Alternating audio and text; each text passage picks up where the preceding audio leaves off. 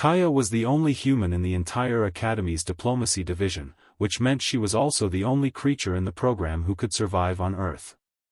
The other students, a Volosian with crystalline skin, 3 Zephycs who communicated through color changes, and a Krell whose body was mostly gaseous, found her baffling. It started during a simple classroom election for student representative. "We need someone to organize our group projects and represent our interests to faculty," announced Mentor Ellison through the translator. "Who wishes to nominate candidates?" The Volosian, called Shix, spoke first. "I nominate myself. My species has held this position for 4 consecutive years. We have proven competence." The Zephycs pulsed with hesitant colors. "We could nominate one of ours, but Shix has experience." Kaya wasn't paying full attention. She was thinking about the assignment deadline that evening and wondering if the Academy's cafeteria still had those edible protein cubes she liked. When Mentor Ellison asked if anyone else wanted to run, Kaya absently raised her hand. "I'll do it," she said casually. The room went silent. 3 pairs of alien eyes stared at her with what she interpreted as mild horror. "You wish to campaign?" Shix asked, his crystalline body reflecting the overhead lights like fractured rainbows.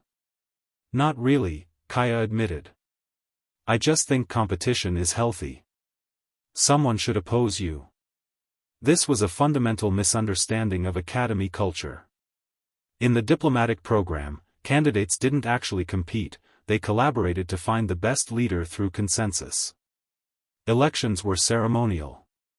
The idea of opposition was considered crude and potentially hostile. But Kaya had just introduced exactly that. "Very well," Mentor Ellison said uncertainly. "You may both present your visions for the position." Shix went first, detailing his experience managing interdisciplinary teams, his knowledge of bureaucratic procedures, and his family's historical contributions to galactic diplomacy. It was impressive. The Zephycs flashed supportive colors. Even the Krell's gaseous form seemed to nod in agreement. Then Kaya spoke. "Look, I don't know much about your procedures," she began, which was not reassuring. "But I noticed something. In our group projects, we're always afraid to say when something isn't working. We're so focused on being diplomatic that we don't actually communicate." She stood up, moving with the physical confidence of someone who'd grown up on a world where predators could attack at any moment. "On Earth, we argue. We challenge each other. It's messy and uncomfortable, but it works. We get better solutions because we're not afraid to say, 'I disagree,' without worrying it'll start a war." She paused. "I think this classroom could use that. Someone willing to say the uncomfortable truths." The room erupted, not in agreement, but in shocked discussion.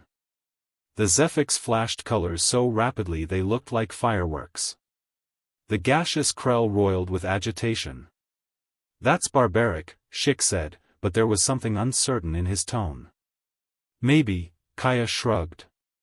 "Or maybe it's just different." Mentor Ellison called for a vote. The Academy's democratic process was designed to be unanimous, but for the first time in recorded history, the outcome wasn't. 2 votes for Shix. 2 votes for Kaya. In the deadlock, both candidates were required to work together as co-representatives. What happened next shocked everyone. Shix and Kaya began actually debating the class assignments. When Shix proposed a compromise solution, Kaya challenged it, not to be hostile, but to explore alternatives. When her idea had flaws, Shix pointed them out directly. The Zephycs and Krell, initially uncomfortable, gradually realized something remarkable: better solutions emerged from this friction. Within 3 weeks, their division submitted the most innovative project proposal in a decade. Within 2 months, other classes were asking what they were doing differently. By the end of the semester, Mentor Ellison made an unprecedented request. The Academy wanted to implement the Kaya method, structured disagreement in a framework of mutual respect.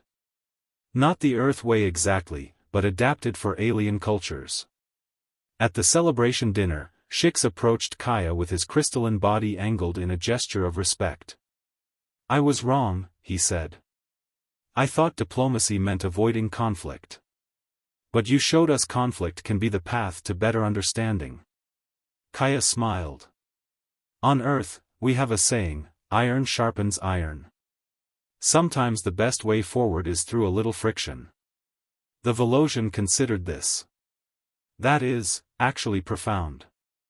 As Kaya accepted her Accidental President award, a position that technically didn't exist until she created it, she realized something. She hadn't come to this academy to revolutionize alien diplomacy. She'd just been herself.